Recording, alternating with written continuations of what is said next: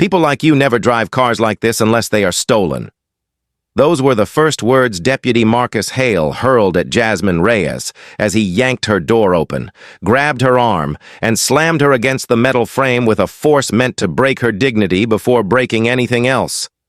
The blow stunned her, sent a shock of pain across her shoulder, and left her breath unsteady as gravel scraped her palms.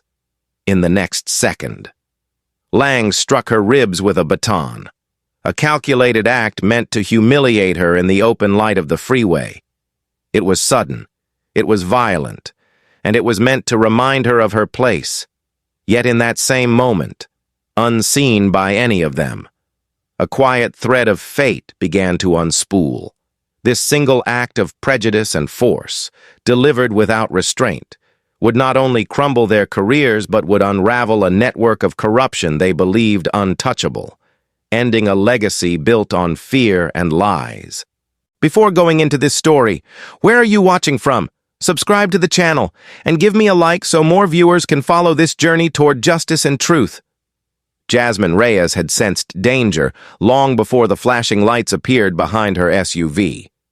Years of Delta Force command had tuned her instincts with sharp precision, and the movement of the unmarked units trailing her along the Interstate 405 told her this encounter had been planned, not routine.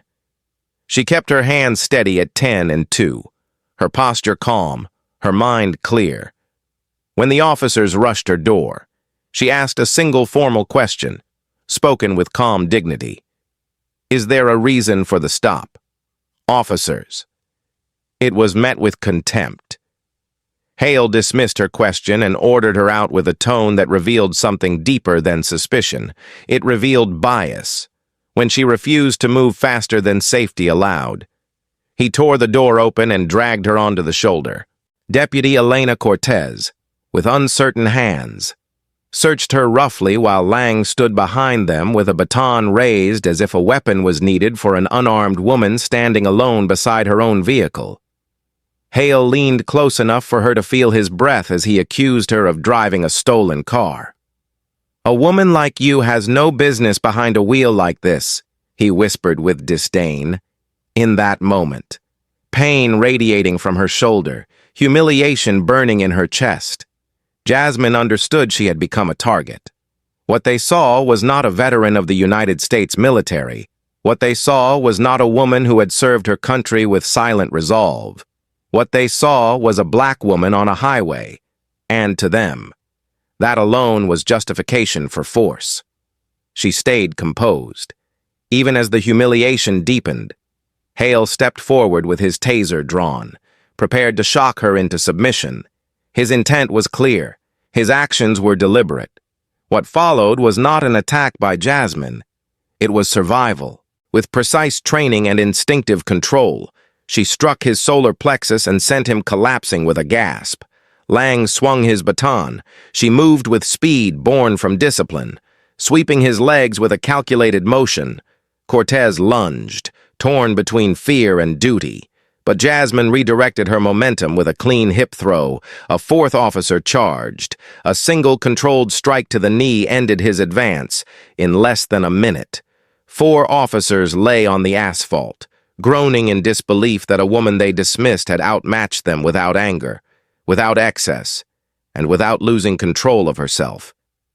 She knew, however, that the narrative would not belong to her.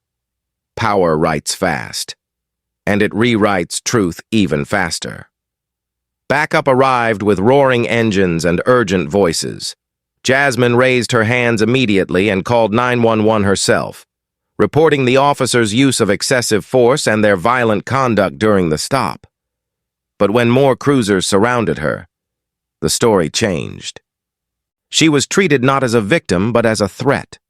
Arrested on the shoulder of the freeway with her wrists pulled tight behind her back, she offered no resistance. She had learned long ago that restraint speaks louder than rage. At Rampart Division, Lieutenant Harlan Decker took control. His years of service had hardened into cold authority, and although he once held ideals, he now protected only power. He reviewed the situation, realized what the stop could become, and ordered immediate damage control. Dashcam footage was wiped. Body cam files were marked as corrupted. Reports were rewritten by his own hand to portray Jasmine as the aggressor, a violent suspect who launched an unprovoked attack on 4 officers during a lawful stop. Decker moved with the confidence of a man who had erased 100 stories before this one. Jasmine sat inside a holding cell and considered what had unfolded. She remembered why she left the military. She wanted to serve communities that needed protection from threats most Americans never saw. Today she realized the threats wore badges. She stayed calm, even as officers performed a search of her vehicle and miraculously uncovered a small bag of narcotics tucked where no such item had ever been. She knew the tactic. She had read enough reports. She felt the weight of corruption settle over the station like a cold shadow. Decker, standing in his office with the false evidence on his desk, believed he had secured another statistic, another arrest to feed a system he profited from. He smirked with certainty, convinced he controlled the outcome, unaware that the truth had already slipped beyond his grasp. Jasmine had prepared for danger in ways the officers never imagined. Her phone, hidden and still recording, had captured the stop from the moment Hale approached her window. Every word, every insult, every act of force, every strike they delivered. And every strike she delivered only after being attacked, when she used the single call granted to her. She contacted civil rights attorney Sophia Ramirez, a woman known in Los Angeles courtrooms for dismantling lies built on authority. Sophia listened without interruption, her voice firm and steady as she said, "Do not worry. I will handle this." Jasmine felt a rare moment of relief, not because she doubted her own strength, but because she knew corruption this deep required allies who understood the system. As the night settled over the city, Jasmine stared through the bars of the cell and thought about her mother sitting alone in Compton, unaware of the dangers now circling her daughter. She thought of the officers who believed violence would silence the truth. She thought of Decker, confident in his forged reports and the power he believed she could never challenge. She also thought of the recording stored safely beyond their reach. A quiet seed of justice had already been planted, and when it surfaced, it would shatter everything they built. Inside Rampart Division's harsh fluorescent booking area, Jasmine Reyes was led forward in handcuffs while officers watched with guarded silence, some uneasy, others committed to the story that had already begun to spread through the station. Lieutenant Harlan Decker stood near the booking desk with the calm certainty of a man who believed he controlled every outcome. He reviewed the fabricated reports with an expression that revealed no doubt or hesitation. "You assaulted 4 officers," he said coldly, as if reading a fact carved in stone. "And you will answer for it." His voice carried the weight of authority built over decades. But underneath that authority lived fear. The fear of losing everything he had accumulated by bending the system to his will. Jasmine lifted her head and met his stare with steady composure, even as pain lingered from the injuries inflicted during the stop. She answered with quiet dignity. "I defended myself when I was attacked." Decker dismissed her response without the slightest acknowledgement. He added new charges, each more exaggerated than the last, including attempted murder, charges designed to break her resolve before she had a chance to speak. Officers typed his words into the system, and the false narrative hardened into official record. Jasmine watched the process unfold. Knowing every keystroke pushed her further into the trap Decker believed she could never escape. Sophia Ramirez arrived moments later, her calm presence shifting the atmosphere in the room. She walked with purpose, approached the booking desk, and introduced herself in a formal voice that carried experience, authority, and conviction. "My client will not answer another question," she said clearly, "and I want all footage from the stop." Decker responded with a deliberate pause, meant to assert dominance. There was a technical malfunction. He replied. Nothing was recorded. Sophia studied his expression with a measured silence, recognizing not only the lie but also the deeper structure protecting it. "Then I want the officer's written reports," she said, and her tone revealed she expected resistance. Decker offered a thin smile. "You will have them when the system updates." The exchange revealed the stakes. Sophia saw instantly that this was not a case of misconduct, but a coordinated pattern. Jasmine remained composed beside her attorney, trusting that the truth, though buried, was not erased. Hours later, after securing Jasmine's release on bail, Sophia met an anonymous contact who had reached out after hearing whispers about the arrest. They met at a small coffee shop 2 blocks from the station, where Officer Jamal Pierce sat with his hands clasped tightly together, the tension in his posture revealing a man torn between duty and conscience. Jamal began speaking in a quiet voice, each word chosen with care. "This is not the first time," he said, "and it will not be the last unless someone stops them." He slid a small USB drive across the table. It held internal reports, complaints, and patterns spanning 10 years, 12 cases involving planted drugs, 12 victims unable to defend themselves, each case dismissed or buried, each one benefiting Decker's system of arrest quotas tied to private prison contracts. Sophia listened with calm gravity as Jamal continued. "He receives kickbacks for every arrest that meets the quota, $500,000 a year. He says it keeps the streets safe, but it destroys families. It destroys trust." Jamal's voice wavered when he mentioned his own family, his wife and children who depended on him, and the fear that if he were discovered, they would pay the price. "I cannot stay silent anymore," he said. "Somebody has to tell the truth." Sophia thanked him with the seriousness of someone receiving evidence that could change the course of an entire case. She promised to protect his identity as long as she could. Meanwhile, the consequences of Jasmine's arrest spread rapidly through the city. Local media, fed by selective leaks from inside the department, released an edited version of the stop that portrayed Jasmine as the aggressor.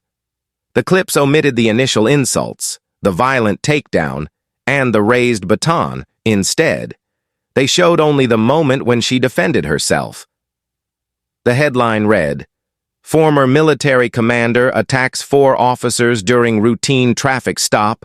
Public reaction divided sharply. Some believed the official narrative, others questioned how a decorated veteran could suddenly become a threat. Protests formed outside Rampart Division, voices rising in anger, confusion, and concern." Jasmine watched these developments with calm determination. She knew the truth would cut through the noise once revealed, but before that could happen, another blow struck, in an act meant to intimidate her. Lieutenant Decker ordered his officers to arrest Jasmine's mother, Lucia Reyes, on false obstruction charges. Officers arrived at Lucia's small home in Compton and removed her from the porch without explanation, leaving neighbors frightened and confused. When Jasmine learned of it, a wave of anguish swept through her. But she did not allow anger to cloud her decisions. She acted with discipline learned from years in the field. She contacted Sophia immediately, and together they secured Lucia's release within hours, in court. Sophia argued with clarity, exposing the arrest as part of a broader pattern meant to suppress evidence and frighten witnesses.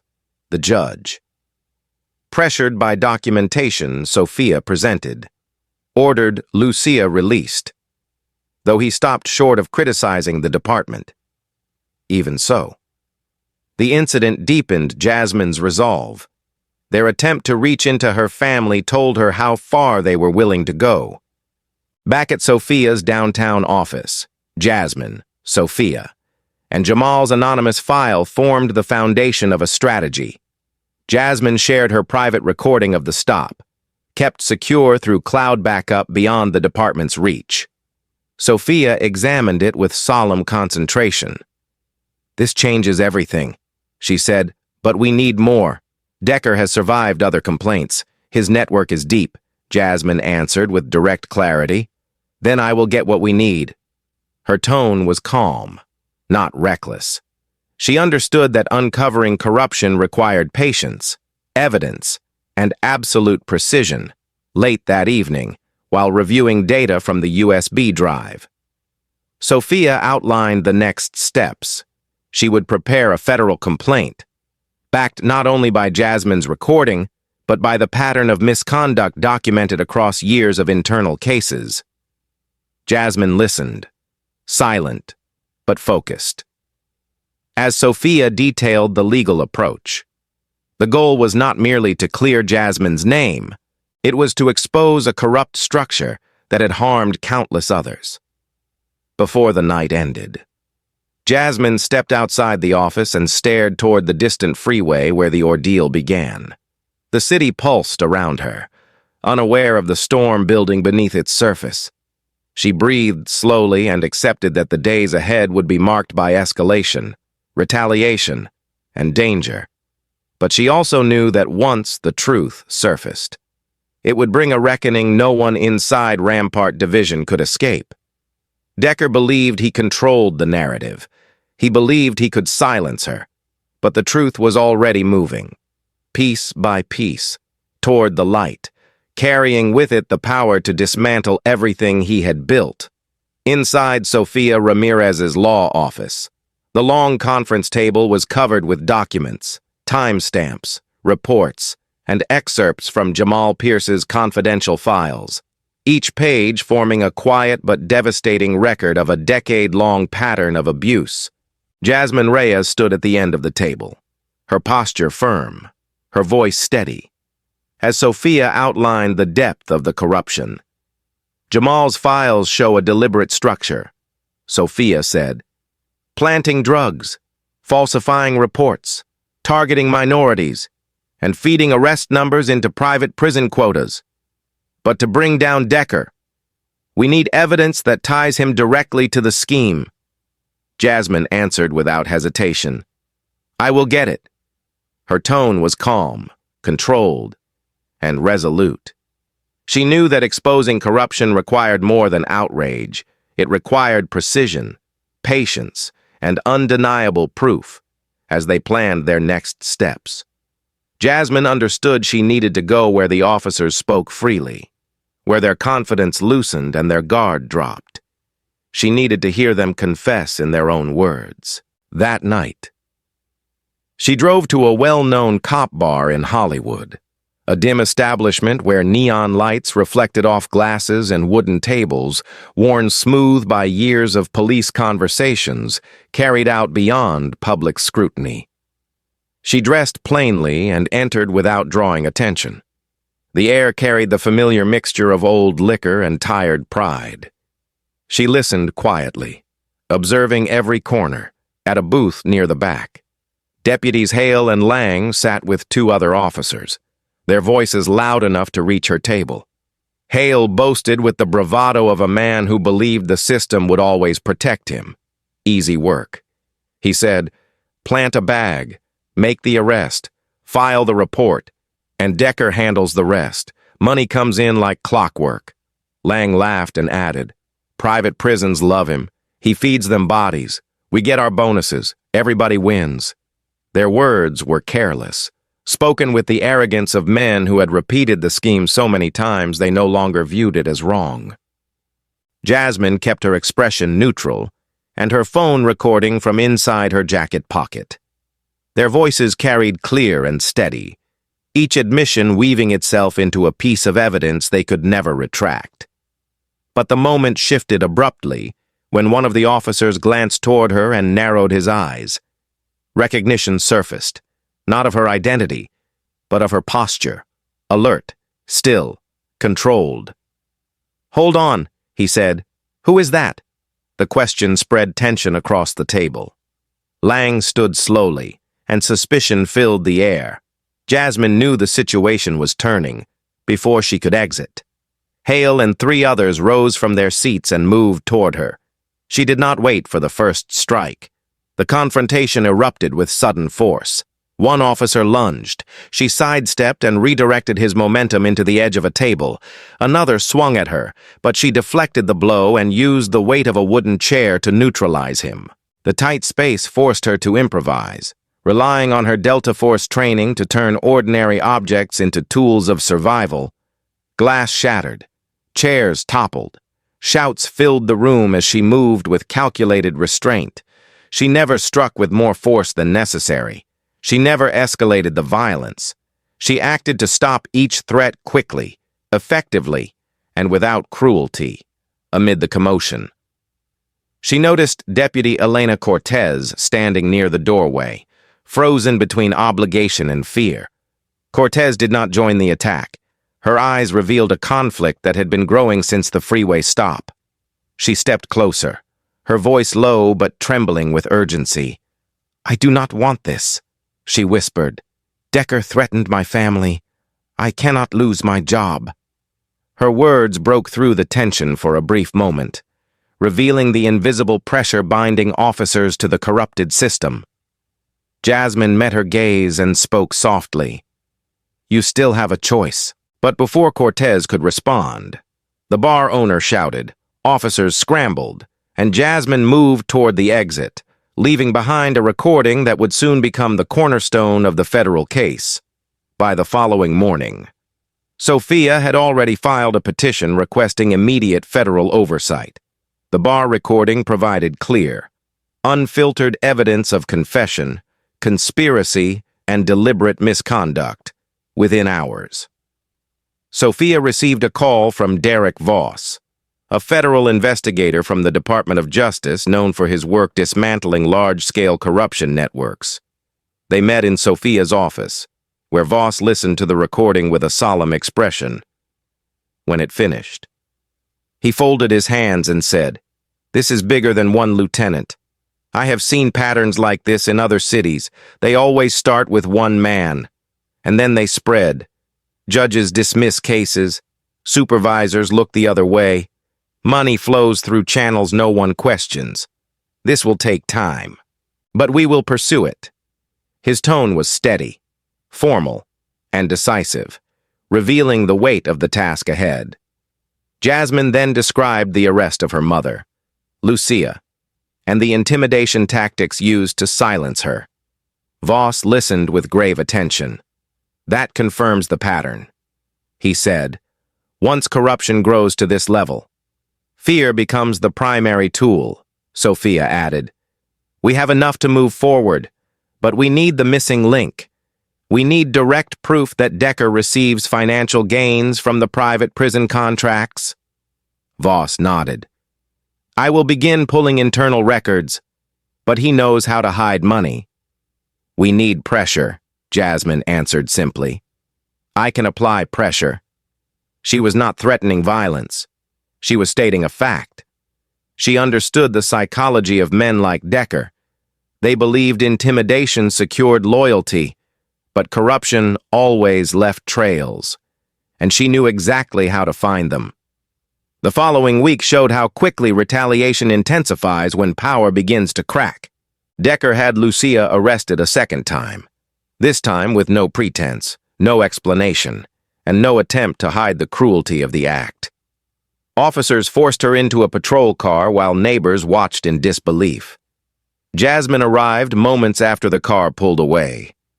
She felt a wave of anguish rise in her chest, but she controlled it, breathing with deliberate calm. Anger clouds judgment. Purpose clarifies it. She met Sophia at the courthouse, where they argued successfully for Lucia's release once again. The judge, confronted with mounting evidence, showed visible discomfort. Though he did not openly criticize the department, his decision signaled a subtle shift. Pressure was beginning to weigh on the system. Back at the law office, Jasmine reviewed documents while Sophia organized the next legal push. Voss contacted them with an update. Internal audits showed unexplained transfers connected to Decker's accounts. The foundation of the scheme was beginning to surface. but the danger was rising. Decker grew more desperate. Officers loyal to him became more aggressive. The department sensed the investigation tightening around them. Jasmine knew the days ahead would be marked by deeper conflict. She understood that uncovering the truth would provoke retaliation, not surrender. Late that night, she stepped outside into the quiet of downtown Los Angeles. She reflected on the bar confession, Cortez's whispered fear, Jamal's courage, and the path now unfolding before her. The legal battle had begun, not in the courtroom, but in the raw, uncomfortable space where truth challenges power. And she knew with absolute certainty that the truth, once fully revealed, would bring consequences none of them could escape. The attacks began the moment Lieutenant Harlan Decker sensed the case slipping from his grip, and the first strike came in the form of an ambush planned with cold precision, carried out in a dim, concrete parking garage where echoes swallowed every sound. Jasmine Reyes entered the garage alone, her steps steady, her posture calm, unaware that 6 deputies waited behind the pillars with batons, chains, and the quiet confidence of men ordered to silence a threat before sunrise. Decker had assured them the target was dangerous, that she posed an existential risk to their careers, their pensions, and the network that fed their incomes year after year. As Jasmine walked toward her vehicle, the first deputy stepped from behind a pillar and swung a chain with violent intent. She pivoted sharply, letting the chain strike the ground, and delivered a controlled strike that knocked him backward before the remaining deputies surged into the open. What followed was a struggle fueled not by rage, but by survival. One deputy raised a baton, and she deflected the blow with her forearm, pain shooting up her arm as she countered with a precise motion that disarmed him. Another attempted to grab her from behind, but she used the weight of a nearby car to leverage her escape and send him crashing over the hood. The garage filled with the heavy rhythm of combat, bodies shifting, fists striking concrete, and steel scraping against painted surfaces, though outnumbered. She moved with the disciplined clarity of a Delta Force commander, each motion calculated, each strike controlled. She did not fight to injure. She fought to stop them, and she succeeded, though a sharp blow to her left arm left a swelling ache she would feel for hours. When the last deputy dropped to the concrete floor with a groan, Jasmine exhaled slowly, her breath steady, her resolve unbroken. But the ambush did not remain hidden. Within an hour, edited footage appeared online, presented as if Jasmine had launched an unprovoked attack on 6 officers. The department released a statement describing her as a violent suspect, repeating the narrative Decker had built. The footage, clipped and manipulated, ignited outrage in parts of the city. Commentators echoed the official line. Protests formed on street corners. Some shouted for accountability from the police. Others accused Jasmine of attacking officers who were just doing their job. The truth had not yet surfaced, but the distortion had. Jasmine watched the footage without anger, only with quiet recognition of what she already knew. When corrupt systems begin to crack, they do not retreat peacefully. They fight with every tool they possess, including fear, deception, and public manipulation, amid the chaos. Officer Jamal Pierce continued to pass information to Sofia Ramirez with increasing urgency. He sent internal memos showing years of planted drug evidence, altered case files, and intimidation tactics used against vulnerable drivers. But Jamal's courage drew suspicion. Decker's instincts sharpened, and he began questioning officers one by one. Jamal returned home each night with the weight of fear pressing on his shoulders, knowing that once Decker identified him, the consequences would be severe. "He asked about you," Jamal whispered into the phone during a late call with Sophia. "He knows something is wrong. He is watching everyone. My family is frightened." His voice trembled, not with cowardice, but with the quiet fear of a man who understood that doing the right thing often carries the highest price. Sophia assured him they were close to securing federal intervention. He only needed to stay safe, stay quiet, and stay patient. But Decker was not a man who waited for justice. He acted first. As the city erupted in debate over the garage footage, Decker launched another strike, this time on the freeway. Jasmine was driving along the Interstate 110 when two patrol vehicles appeared behind her, accelerating with reckless determination. She recognized the posture, the alignment, and the intent. They were not there to stop her. They were there to eliminate the threat she represented. The deputies pulled alongside her and attempted a maneuver that could send her SUV skidding into a barrier at high speed. Jasmine reacted with trained instinct, reducing speed, shifting lanes, and refusing to engage in a reckless chase. But the deputies persisted, forcing her onto a narrow stretch of road where escape grew more difficult. She waited for the exact moment when one vehicle drifted too close, then executed a precise pit maneuver that spun the patrol car across the lanes, forcing it to a halt without causing a fatal collision.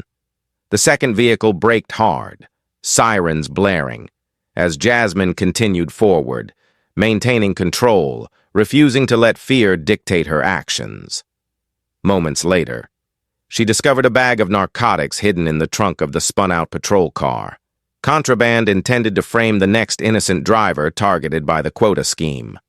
She photographed everything, stored the evidence securely, and forwarded the files to Sophia and Derek Voss with a message that said only, "This was planned."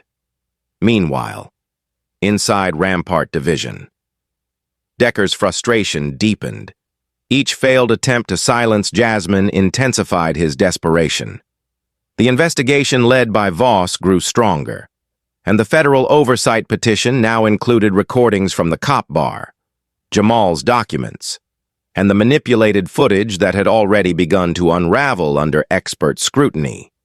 Still, Decker remained convinced he could control the outcome. He relied on fear, pressuring officers under his command with threats, promising ruin to anyone who broke ranks. He confronted Jamal directly in a narrow hallway, stepping close enough for the younger officer to feel the cold force of his words. "If anyone here is disloyal," Decker said, "their family will suffer the consequences." Jamal understood the message, and he also understood that his time was running out. That night, Jasmine sat with Sophia and Voss, examining the growing stack of evidence. The case had evolved beyond a single traffic stop. It now exposed a structure built on lies, intimidation, and profit.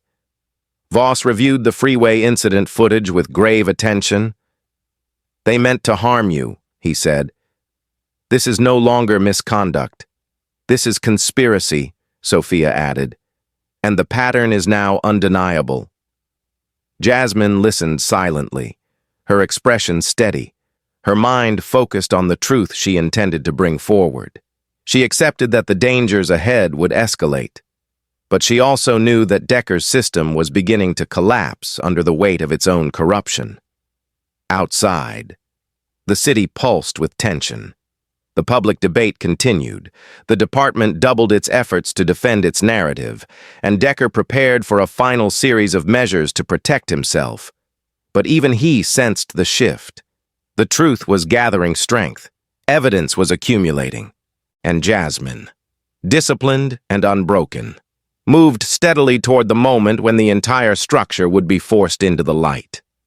The days that followed marked a turning point in the investigation. For every step, Jasmine Reyes, Sophia Ramirez, and federal investigator Derek Voss revealed deeper layers of corruption, fear, and betrayal. The three of them met in Sophia's downtown office, where documents covered the conference table in organized rows, forming a map of wrongdoing that now stretched across years and implicated multiple levels of authority.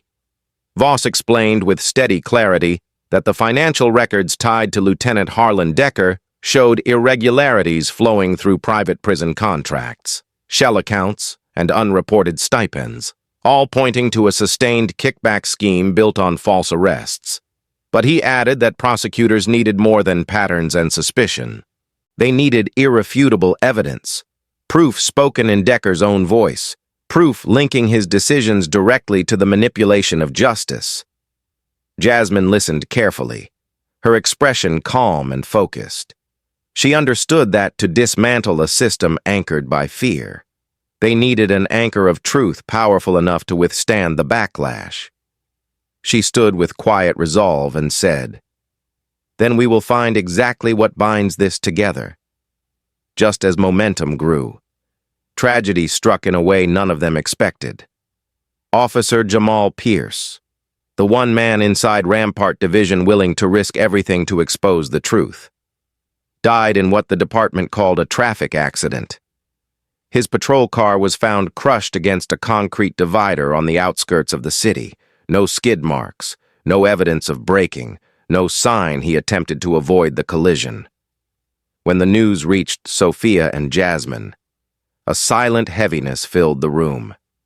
Sophia closed her eyes, absorbing the magnitude of the loss, while Jasmine felt a cold stillness settle into her chest, a stillness that came not from shock, but from recognition.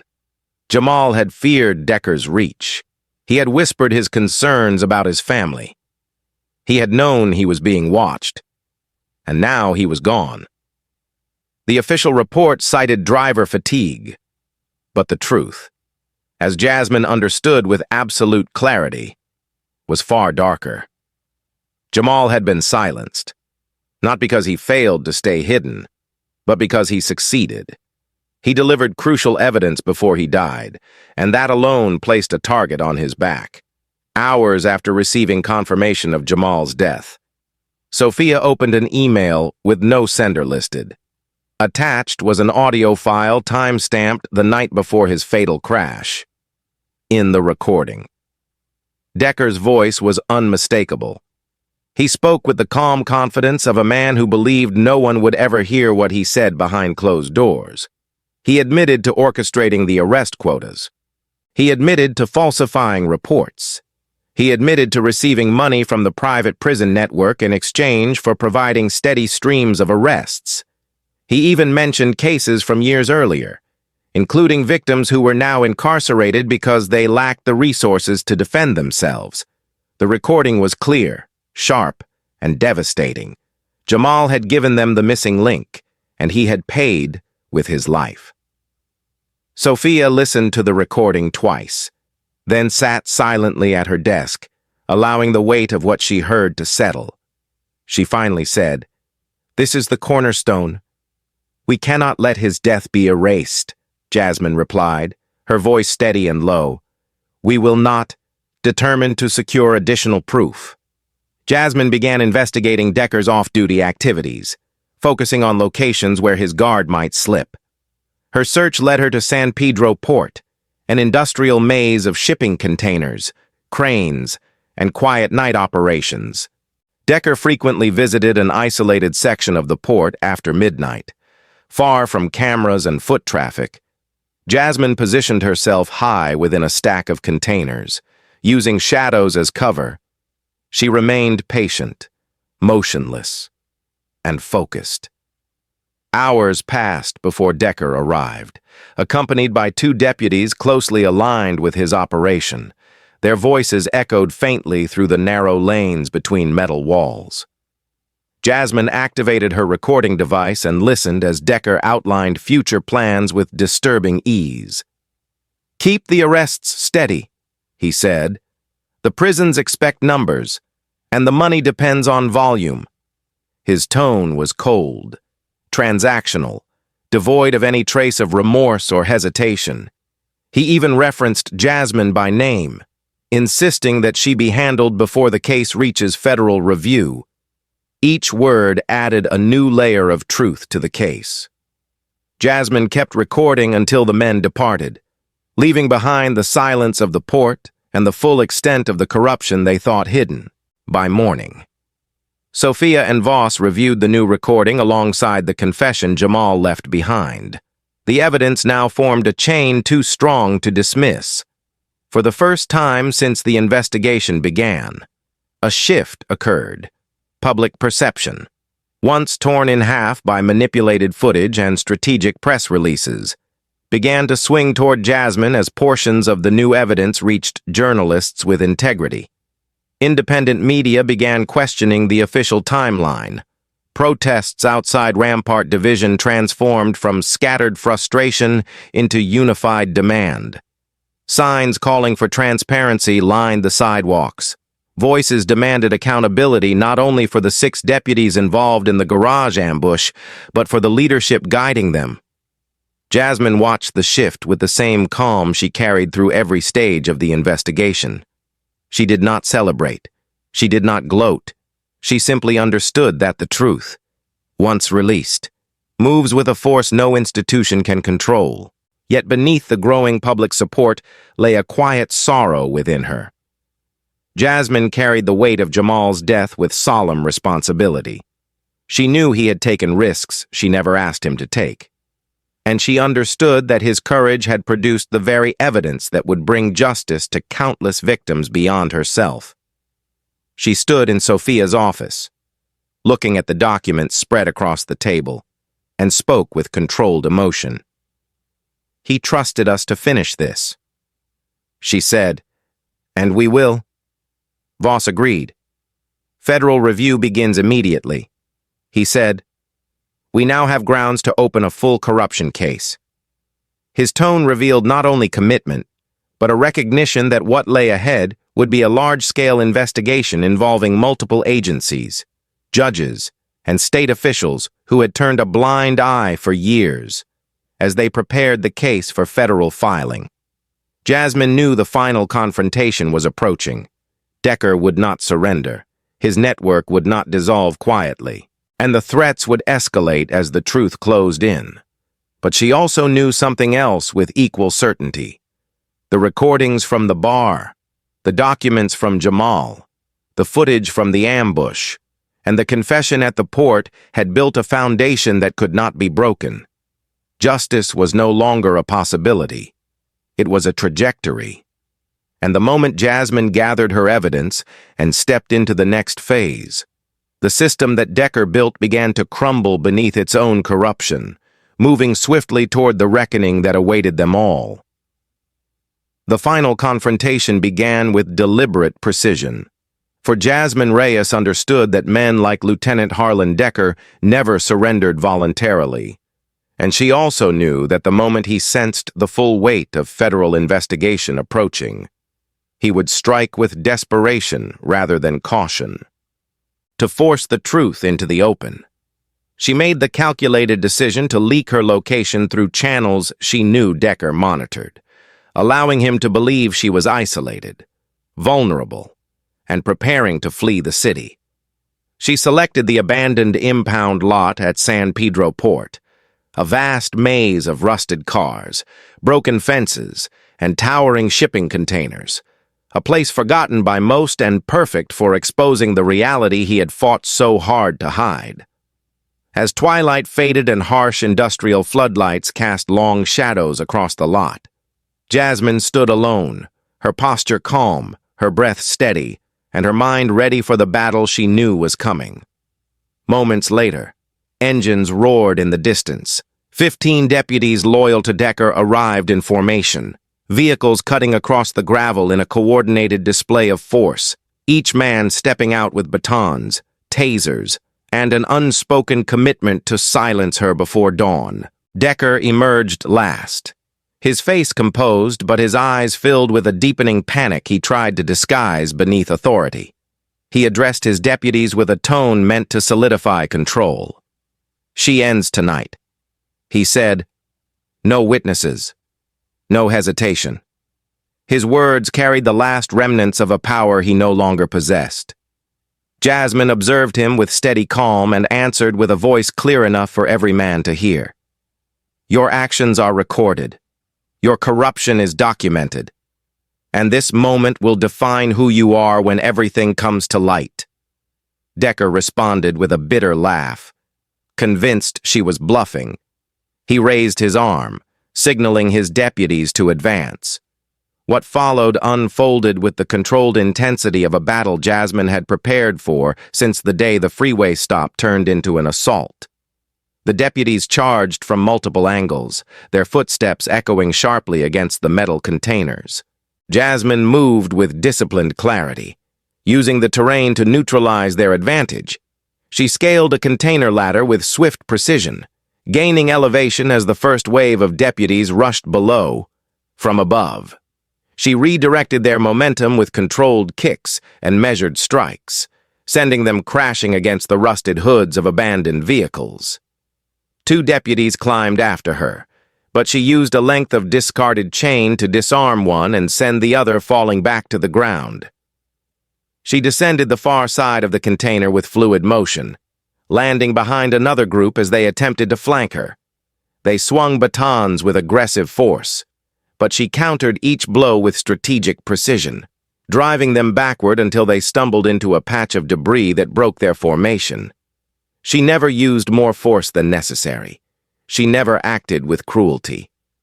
She fought with restraint and purpose, disabling each deputy while keeping her focus on Decker, who watched with building frustration as his control slipped.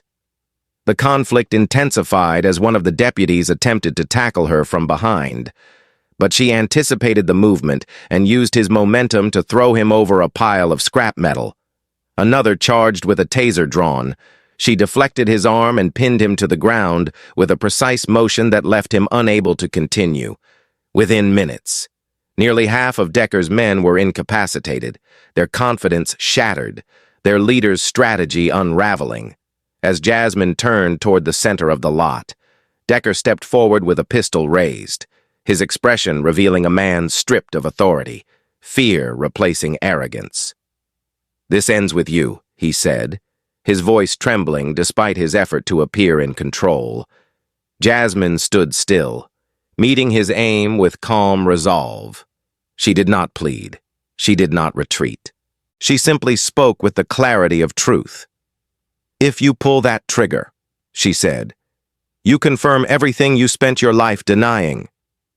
Decker's hand tightened on the weapon, the floodlights casting harsh illumination across the tense standoff. For a moment, the world narrowed to a single breath. Then, with sudden desperation, he fired. The bullet struck a metal surface beside her, sparks scattering against the ground. He fired again, missing as Jasmine moved behind cover with practiced speed. She emerged from the opposite side, stepping into the open just long enough for Decker to aim again. But before he could pull the trigger, a sudden explosion of spotlight filled the lot, brighter than the industrial lamps, flooding the area with white clarity. Federal agents rushed in from every direction, their vehicles tearing through the perimeter as orders echoed across the lot. Their arrival had been coordinated by Sofia Ramirez, who had equipped the area with hidden cameras and a real-time live stream feed, broadcasting Decker's attempt on Jasmine's life directly to the federal task force waiting nearby.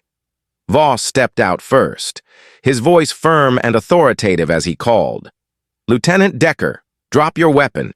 You are under federal arrest for conspiracy, evidence tampering, corruption, and attempted murder." Decker froze, the weapon still in his hand, the weight of years of misconduct pressing down on him with the force of inevitability. Deputies around him, bruised and shaken, dropped their weapons, the reality of federal oversight stripping away their final defenses. Decker's expression crumbled as he realized the entire confrontation had been recorded from multiple angles, capturing his commands, his threats, and his attempted shooting. Agents surrounded him as he lowered the gun with shaking hands. In a final moment of collapse, his voice broke. "I did it to keep the city safe," he said, his tone revealing a desperate attempt to rewrite the truth. It was the system. It was pressure. It was survival. But the justification dissolved in the silence around him. For the evidence, the recordings, and the fear he imposed on his own officers all stood against him. Jasmine watched as agents secured him in cuffs, his authority stripped, his power dissolved, his future sealed by the truth he tried so hard to bury. As the deputies were taken into custody and agents secured the scene, Voss approached Jasmine with a steadiness shaped by years of federal service. "It is over," he said, "and justice will follow." Jasmine nodded once, her breath deep and steady. She looked across the impound lot, now filled with agents documenting evidence, arresting officers, and dismantling the last remnants of Decker's operation. She understood that the confrontation had ended not because she fought harder, but because the truth had finally reached a place where it could no longer be denied. And with that truth came the certainty of accountability, the dismantling of corruption, and the beginning of justice long overdue. The aftermath of the confrontation at San Pedro Port unfolded with solemn clarity, for the truth that had been forced into the open now moved through the justice system with the steady momentum of undeniable evidence, reshaping the fate of every person touched by Lieutenant Harlan Decker's corruption.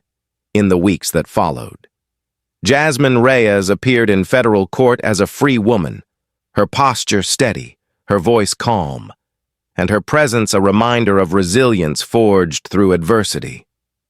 The charges against her, assault on officers, resisting arrest, attempted murder, were dismissed in a single hearing after prosecutors reviewed the recordings.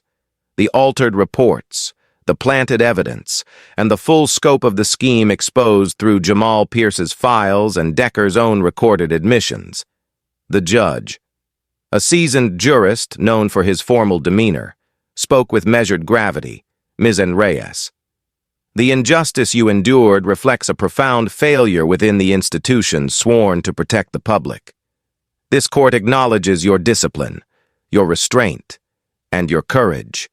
You are fully exonerated." His words resonated across the room, drawing quiet emotion from spectators who had followed every stage of the case, some arriving out of solidarity, others seeking reassurance that justice was still possible in a world where power often protects itself. Jasmine bowed her head slightly, accepting the ruling with dignity rather than triumph, for she knew the ruling honored not only her fight, but also the sacrifice of those who helped expose the truth. In the days that followed, sentencing hearings began for the officers involved, each proceeding revealing another layer of accountability long overdue. Harlan Decker, once a respected lieutenant, now stood in court with a posture bent under the weight of evidence he could no longer deny. Prosecutors detailed his manipulation of arrest quotas, his partnership with private prison executives, his destruction of exculpatory evidence, his coercion of subordinates, and his attempts to silence Jasmine permanently. When his sentence was read, 20 years in federal prison without the possibility of early release, there was no outburst, no plea, no final attempt to rewrite the truth.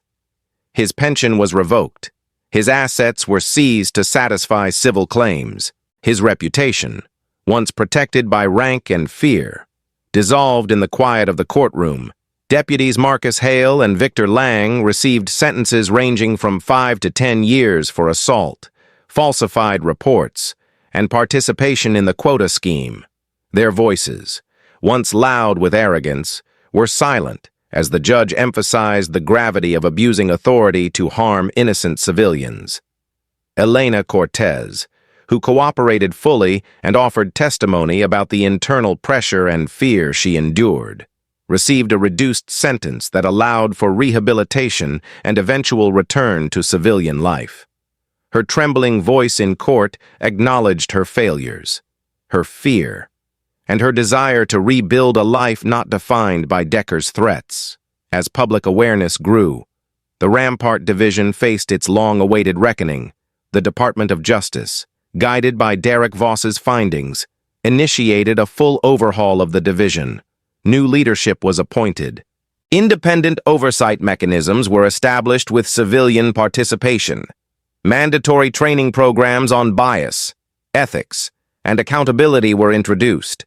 internal review boards were restructured to prevent the concealment of misconduct for the first time in years. Community members attended press conferences not as adversaries, but as partners in building a safer and more transparent system. The reforms, though long overdue, marked a turning point for a department whose legacy had been tarnished by past scandals. The transformation would not be immediate. It would require time, discipline, and commitment. But the foundation for change had been laid, and it was built on truth brought forward by a woman who refused to be silenced. Beyond the courtroom and the reforms, the human consequences of the case unfolded in moments smaller in scale, but deeper in meaning. Jasmine returned home to her mother, Lucia, whose calm strength had carried her through each painful chapter. Their embrace, quiet and steady, reflected relief that could not be expressed in words. The neighborhood in Compton, once shaken by Lucia's wrongful arrests, gathered in support as Jasmine walked through familiar streets with the humility she had always carried. Community members thanked her not merely for exposing corruption, but for standing when others could not. She accepted their gratitude with sincerity, knowing that the fight was never about personal recognition. It was about preventing future harm. It was about giving voice to those who had none.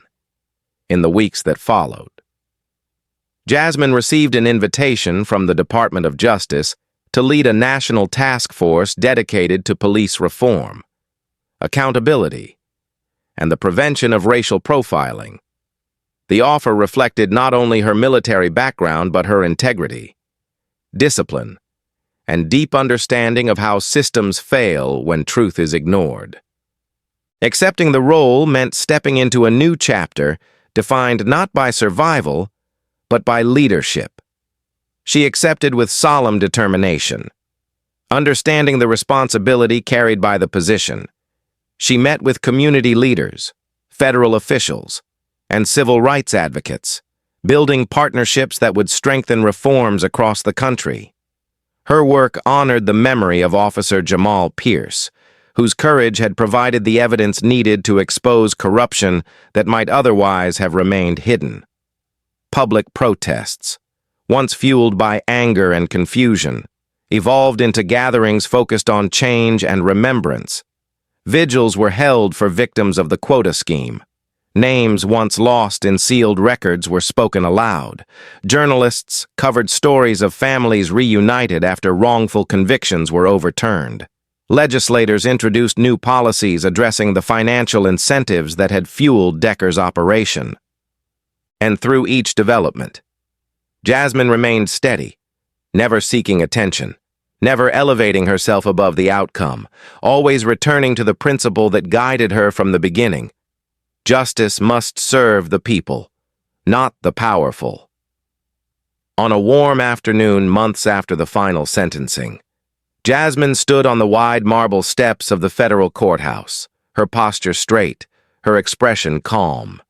She looked out across the city, not with bitterness, not with triumph, but with a quiet understanding of what had been gained and what remained unfinished. Reporters gathered below, waiting for a statement. She spoke clearly, her voice carrying the weight of experience and the hope of what lay ahead. "Accountability is not an end," she said. "It is the beginning of trust, and trust must be earned every day." Her words resonated with a city ready to heal, a city ready to rebuild the relationship between law enforcement and the people it serves. As she stepped away from the podium, the sun cast a soft light across the courthouse steps, and she understood with unwavering clarity that justice had not ended with the arrests. Justice had begun with the truth, and that truth, once exposed, became a force strong enough to change the future. Thank you for listening to this story. If you'd like more powerful stories like this, please subscribe, give the video a like, and share your thoughts in the comments. Your support helps these stories reach more people.